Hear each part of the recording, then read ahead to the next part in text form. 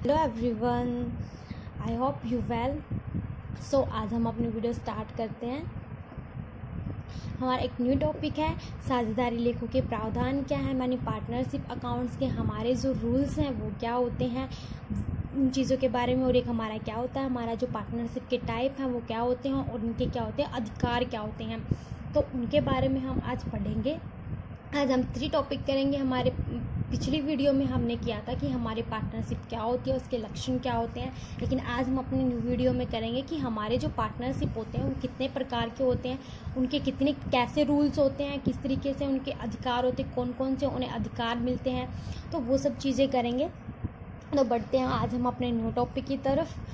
तो फर्स्ट हमारा है साझेदारी लेखों से के प्रावधान जो है वो तो फर्स्ट हमारे जो रूल्स हैं, मैं बिल्कुल शॉर्टली नोट्स में से करवा रही हूँ, डीपली नोट्स में से नहीं करवा रही हूँ, क्योंकि डीपली नोट्स में से बहुत लॉन्ग वीडियो बन जाएगी और इतना टाइम हमारे पास नहीं है। तो हमारे प्रिपरेशन के लिए जो हमारी चीज़ इम्पोर्टेंट है वही हम करेंगे। यू कैन से अगर आप चाहें कि आपको नोट्स डीपली में तैयार करने हैं तो आप वो भी बता सकते हैं कि डीपली में करने हो, तो मैं डीपली की भी वीडियो बना दूंगी। मेरे पास अपने खुद के डीपली जो मैंने नोट्स जो स्टार्टिंग में जब मैंने प्रिपरेशन की थी तब बनाए थे, और ये मैं जो करवा रही हूँ अपने शॉर्टली यानी कि जो मोस्ट इम्पोर्टेंट टॉपिक्स हैं उन्हीं में से करवा रही हूँ। सो हम let us start in my video. First of all and subscribe my channels and like my video. जो चीज़ आपको समझ नहीं आती है, जो चीज़ आपको अच्छी नहीं लगी है, तो आप मुझे बता सकते हैं। जो टॉपिक आपको अच्छा नहीं लगा है, जो चीज़ें आपको कवरअप जल्दी करनी है, आप बता सकते हैं। मैं उनके ऊपर भी अपनी एक न्यू वीडियो बना दूंगी। सो स्टार्ट करते हैं, अपने नेक्स्ट टॉपिक की तरफ बढ़ते हैं। तो हमारे जो साझेदारी लेखों के प्रावधान होते हैं वो क्या क्या प्रावधान है, कौन कौन से रूल मिले हैं, हम एक बार फटाफट रीड आउट कर लेते हैं, उसके बाद एक्सप्लेन कर लेंगे। फर्स्ट हमारा क्या है कि जो हमारा सेक्शन 13 के अकॉर्डिंग है, उसमें क्या है कि जो हमारा प्रत्येक साझेदार है, यानी कि जो हमारा हर एक जो हमारा पार्टनर होता है, वो प्रॉफिट एंड जो लॉस का जो डिवाइड करेंगे, यानी जो लाभ हानि को वो बांटेंगे, वो क्या करेंगे इक्वली रेशियो में करेंगे। ठीक है, यानी कि सेक्शन जो 13 के अकॉर्डिंग ये चीज़ें लिखी हुई है कि भी सेक्शन 13 के अकॉर्डिंग जो भी अगर हम पार्टनरशिप पे किसी भी चीज़ बिजनेस में अगर हम पार्टनरशिप करते हैं तो उसमें क्या होगा कि सेक्शन जो हमारे 13 के अकॉर्डिंग है कि जो भी हमारे साझेदार हैं, यानी जो भी हमारे पार्टनर हैं जिनके साथ मिलके हमने पार्टनरशिप की है, उसमें क्या होगा कि जितना भी हमारे बिजनेस में प्रॉफिट एंड लॉस होगा, उन सब चीज़ों को क्या करेंगे, वो इक्वली शेयर करेंगे, इक्वली डिवाइड करेंगे,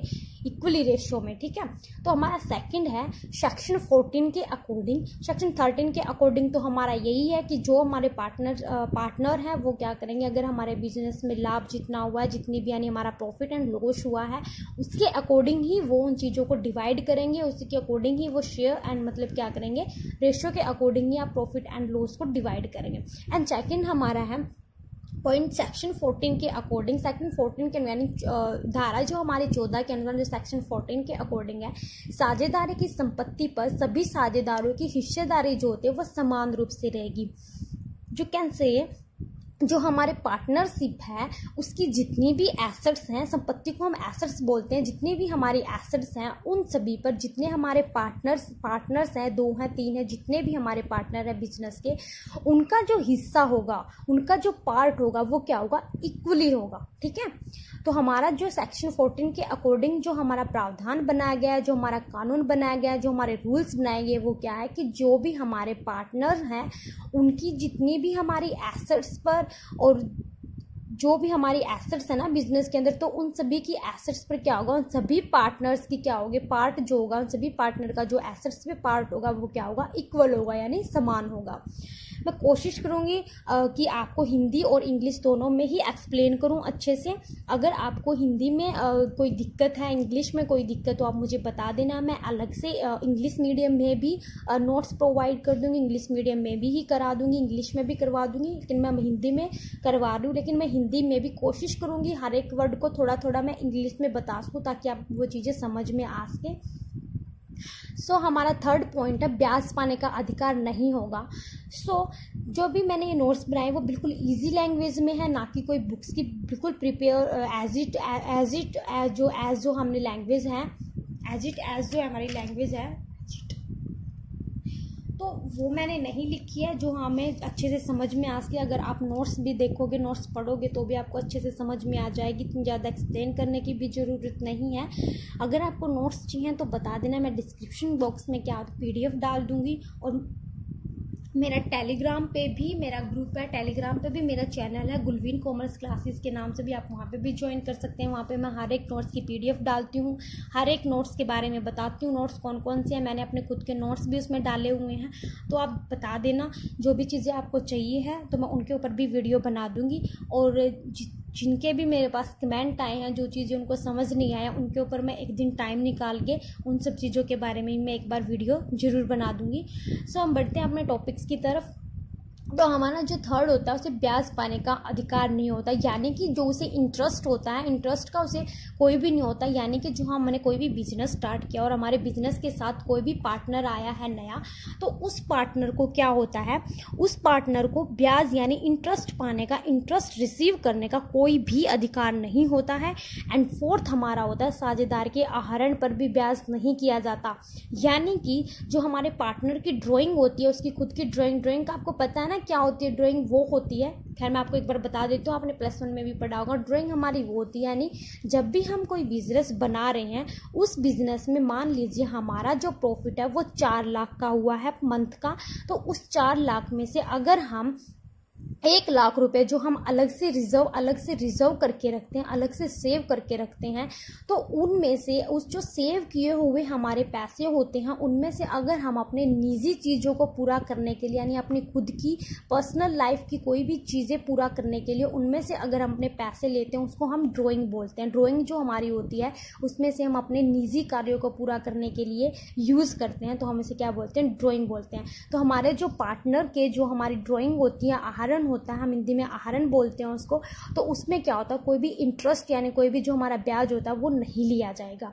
यानी कि कोई भी अगर पार्टनर है, मान लीजिए सपोज कीजिए मेरे साथ कोई मिलके कोई भी पार्टनरशिप में आया है मेरे बिजनेस में, और अगर उसे है तो वो भी उतना ही अधिकार है ना। अगर मैंने 10 लाख रुपए लगाए हैं अपने बिजनेस में, तो 10 लाख कैपिटल वो भी तो लेके आया है ना। तो जो मेरे अधिकार हैं, जो मेरे खुद के राइट्स हैं, उसको भी तो वही राइट्स होंगे ना, जब दोनों बराबर के पार्टनर हैं, जब हर एक बिजनेस लॉसेस हर चीज़ को वो इक्वली में शेयर कर रहे हैं, तो हर चीज़ उन्हें इक्वली ही मिलनी चाहिए। मुझे अगर अपने घर की चीज़ों के लिए, मुझे अपनी पर्सनली चीज़ों के लिए कुछ पैसे चाहिए, तो मैं अपनी ड्राइंग से निकाल लेती हूँ, अपने आहरण से निकाल लेती हूँ। तो जब मैं खुद के ऊपर ब्याज नहीं लगाती, जब उसे उस चीज़ की ज़रूरत है, तो मैं उसके ऊपर थोड़ी ना ब्याज ये बोलूँगी कि भाई नहीं मुझे इंटरेस्ट चाहिए है। नहीं, वो भी उन चीज़ों को यूज कर सकता, उसके भी उतने ही राइट्स हैं जितने मेरे राइट्स हैं। ठीक है, तो आपको एक पॉइंट समझ में आ गया होगा। तो ये थे हमारे 4 पॉइंट, यानी 4 हमारे रूल्स हैं जो हमें मिले हुए हैं, यानी जो 4 रूल्स जो लागू होते हैं एक बिजनेस के ऊपर जब वो पार्टनरशिप में आता है, उसके अकॉर्डिंग हमारे रूल है, ना कि किसी बिजनेस के ऊपर है। ये हमारे जो हमारे साथ पार्टनरशिप में आता है, फिर हम किसी के साथ पार्टनरशिप करते हैं बिजनेस में, तो हमें ये राइट मिले होते हैं, ये हमारे प्रावधान होते हैं। तो हमारे बस एक बार और देख लेते हैं। तो फर्स्ट बस इजीली सी बताऊंगी, इजीली क्या होता है। एक तो आपको खुद भी पता होगा, भी मतलब से इसके मीनिंग से ही पता चलता है। पार्टनरशिप यानी कि जिन चीज़ों का हमें राइट है, जिन चीज़ों की हमारे रिस्पॉन्सिबिलिटीज़ हैं, वो सब चीज़ें उनकी भी होंगी और हमारी भी होंगी, यानी सब कुछ इक्वली में होगा। एंड सेक्शन 14 के अकॉर्डिंग क्या है कि जितने भी हमारी एसेट्स हमने बिजनेस में लाई हैं, हमारी जो संपत्ति है, हमारी जो लायबिलिटीज़ हैं, उन पे भी क्या होगा, इक्वली क्या होगा, पार्ट होगा। एंड क्या होगा, इंटरेस्ट पाने का राइट नहीं होता है। एंड जो हमारा 4th होता है वो है कि पार्टनरशिप में क्या होता है, नहीं जो पार्टनर होता है उसके ड्राइंग पर भी क्या होता है, इंटरेस्ट नहीं लिया जाता। तो ये तो हमारे हो गए साझेदारी के, यानी जो हमारे पार्टनरशिप के कुछ रूल्स थे, जो प्रावधान बनाए गए थे वो। एंड अब बढ़ते हमारे नेक्स्ट टॉपिक की तरफ, जो है कि हमारे पार्टनरशिप के टाइप बताता है कि हमारे जो पार्टनरशिप के कितने प्रकार है, पार्टनरशिप के क्या क्या टाइप हैं, वो कितने प्रकार का होता है। फर्स्ट हमारा है पार्टनरशिप के जो हमारे टाइप हैं वो हमारे होते हैं 7। वैसे तो 8 तो होते हैं, 9th भी हो सकते हैं, कितने भी हो सकते हैं, लेकिन जो इंपॉर्टेंट है हम वही करेंगे।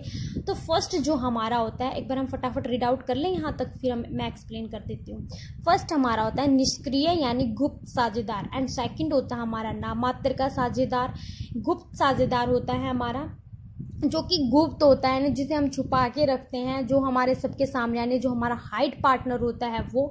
एंड जो सेकंड होता है हमारा नाम मात्र का साझेदार, यानी नाम मात्र का साझेदार कैसा होता है, जो हमारा नॉमिनल पार्टनर होता है वो, जो बिल्कुल नाम मात्र का होता है, उसका इतना बिजनेस के अंदर इन्वॉल्व नहीं होता है। थर्ड होता है हमारा जो हमारा लाभ का साझेदार होता है, यानी जो प्रॉफिट का जो पार्टनर ऑफ क्या होता है, प्रॉफिट। एंड जो फोर्थ होता है प्रत्यारोपण का साझेदार, यानी किसी भी चीज़ को रिस्पॉन्सिबिलिटीज यानी उस चीज़ को फोर्सेस करना, पार्टनर ऑफ फोर्सेस।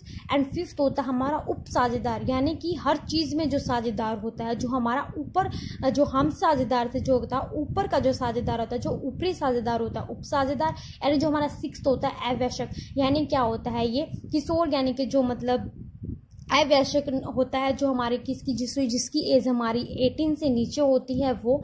उसके बाद हमारा सेवंथ है निवृत्तमान साझेदार। निवृत्तमान साझेदार हमारा ये होता है कि जो छुट्टी लेता रहता है, यानी अवकाश ग्रहण कर लेता है, जिसको हम बोलते हैं। सो अब हम एक बार इनकी एक्सप्लेनेशन कर लेते हैं कि हमारे होते क्या हैं, इनको हम ऐसा क्यों बोलते हैं, किस लिए बोलते हैं।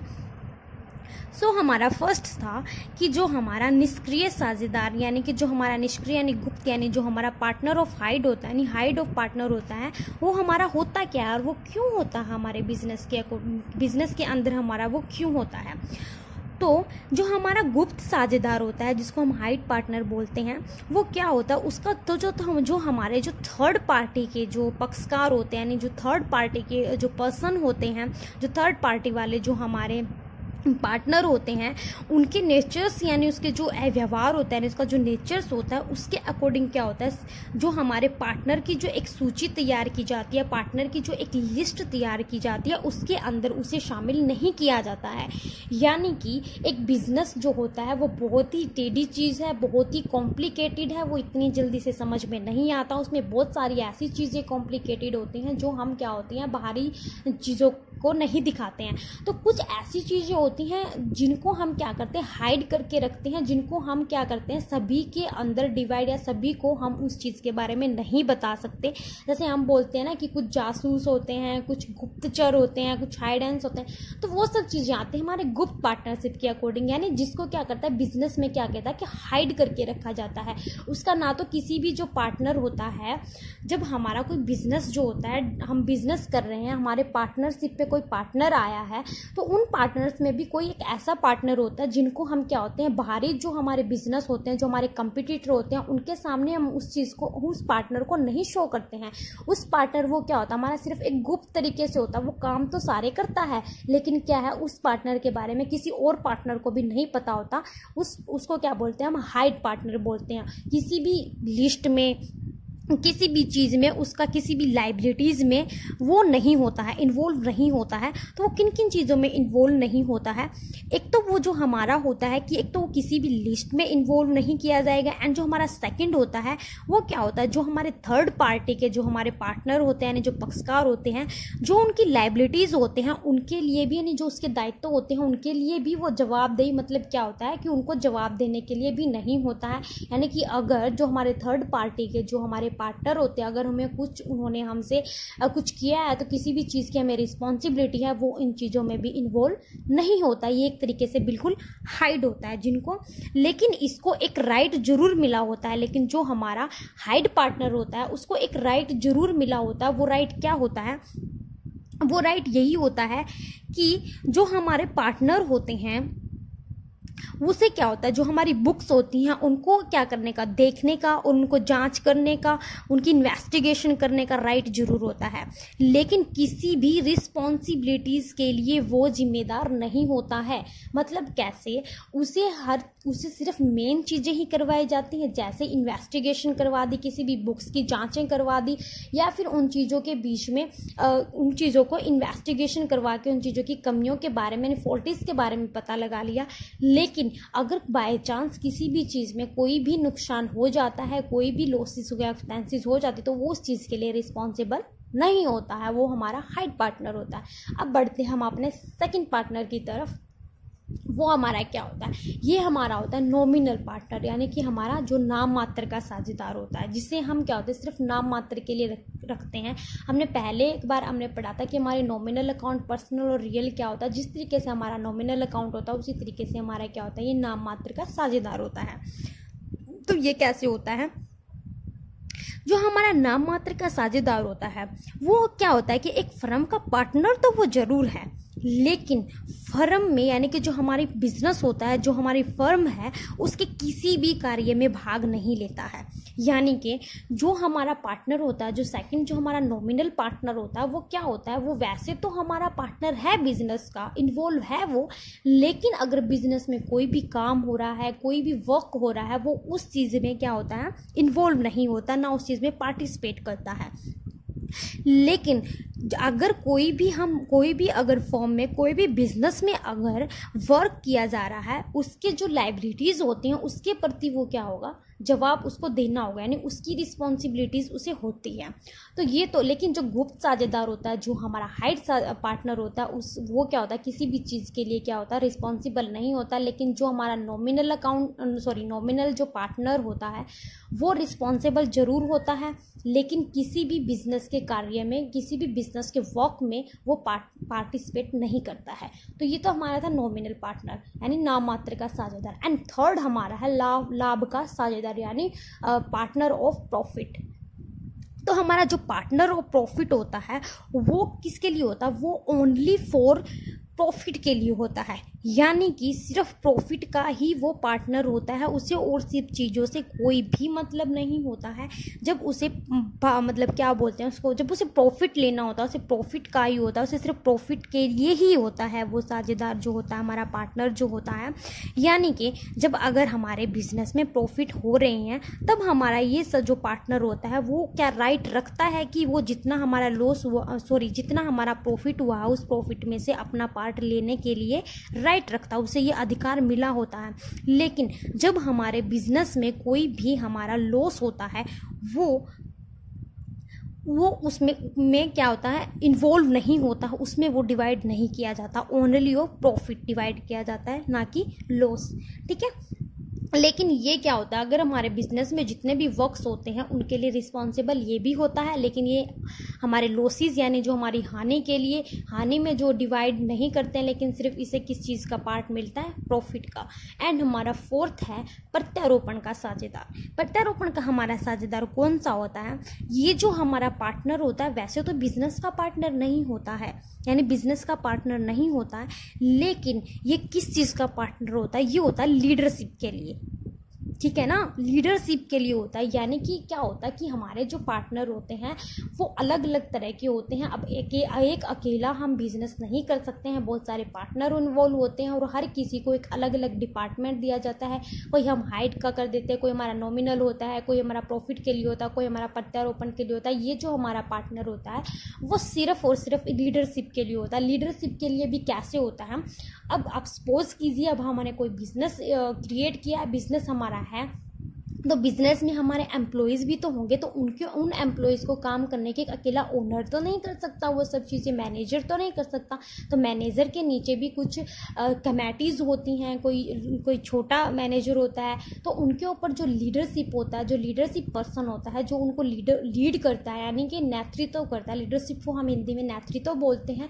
तो लीड करता है, वो उस चीज़ पे फोर्स करके क्या करता है, रूल रेगुलेशन बनाता है, स्ट्रैटेजीज प्लान करता है और उन चीज़ों को क्या था, प्रोसेस करता है। किसी भी कार्य को, किसी भी वर्क्स को कंप्लीट करने के लिए एक प्रोसेस तैयार कर सकता है और अपने जो बिजनेस को डेवलप करने के लिए उन एम्प्लॉयज़ के ऊपर फोर्सेस करता है कि उनके ऊपर, और क्या करता है वो ये भी करता है कि हर एक पार्टनर के ऊपर क्या करता है, हर एक एम्प्लॉय को अलग अलग काम जो होता है, अलग अलग जो वर्क होता है वो डिवाइड कर देता है। उसकी किसके अकॉर्डिंग करता है, वो उसकी क्वालिटीज़ के अकॉर्डिंग कर सकता है, बॉडी लैंग्वेज या फिर उसकी क्या होती है, जो उसके उस चीज़ के ऊपर अगर उसकी क्वालिटीज़ है, वो इस लायक है, उसकी इतनी क्वालिटी है कि वो उस काम को कर सकता है, वो उसके अकॉर्डिंग हमारा लीडरशिप कर सकता है, नेतृत्व कर सकता है। एक अच्छा जो हमारा एनवायरनमेंट जो देता है वो भी क्या करता है, एक लीडर ही करता है।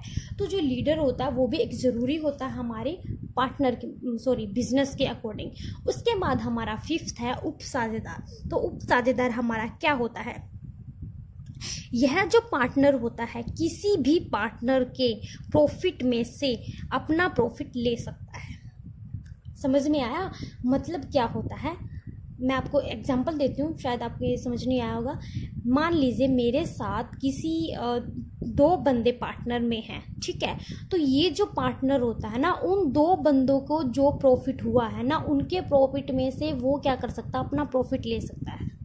अब आगे समझ में? तो ये हो गया हमारा उपसाझेदार होता है। यानी कि पार्टनर के जो अलग पार्टनर होते हैं, जो और पार्टनर होते हैं, वो किसी भी पार्टनर को चूज कर सकता है, उसे चूज करने का राइट होता है। वो किसी भी पार्टनर को चूज करके उस पार्टनर के प्रॉफिट में से अपना प्रॉफिट ले सकता है, लेकिन उसे कोई भी ऐसा राइट नहीं होता है कि जितने भी हमारे जो क्रेडिटर या फिर डेटर्स होते हैं उनके प्रति उसकी कोई भी लाइबिलिटीज नहीं होती, उसका कोई भी दायित्व नहीं होता है।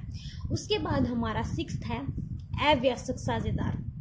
यानी कि ये क्या होता है, अवैयस्क साझेदार होता है कि जिसकी जो आयु यानी जिसकी जो एज होती है वो हमारी 18 से नीचे होती है, लेकिन वो क्या होता है, पार्टनर के कॉन्ट्रैक्ट जो हमारा होता है उसमें उसको एक परमिशन मिल जाती है कि वो जो पार्टनरशिप के जो पार्टनरशिप में क्या होता है, हिस्सेदारी यानी उसका खुद का एक पार्ट हो सकता है, उसका खुद का पार्ट मिल जाता है। तो इसमें क्या होता है, लेकिन उसे किसी भी रिस्पॉन्सिबिलिटी, किसी भी लाइबिलिटीज़ के प्रति उसे क्या होगा, उत्तरदायी तो नहीं ठहराया जाएगा, यानी कि उसे रिस्पॉन्सिबल नहीं कहा जाएगा।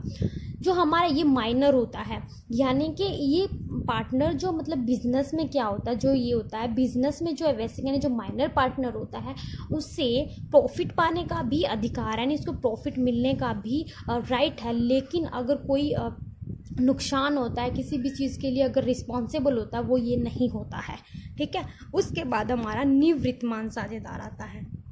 ये हमारा निवृत्तमान साझेदार क्या होता है, ये हमारा साझेदार होता है अवकाश ग्रहण करने वाला, यानी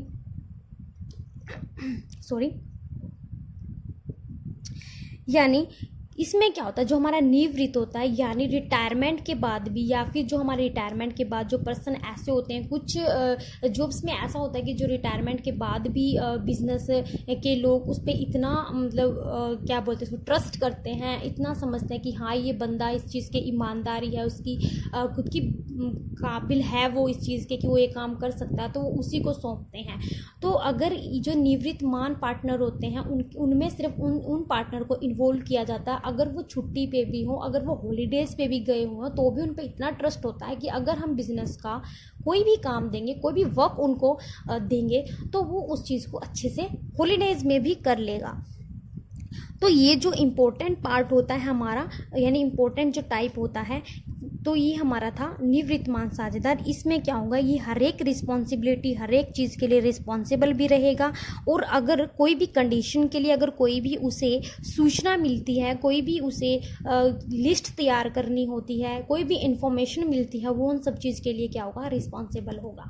तो ये थे हमारे टाइप ऑफ ये थे हमारे पार्टनरशिप के जितने रूल रेगुलेशन थे, वो जो हमारे रूल्स बने हैं, और जो हमारे कानून हैं, और जो हमारे ये थे पार्टनरशिप यानी जो हमारे पार्टनर्स के टाइप हैं, वो मैंने अच्छे से एक्सप्लेन कर दिए हैं।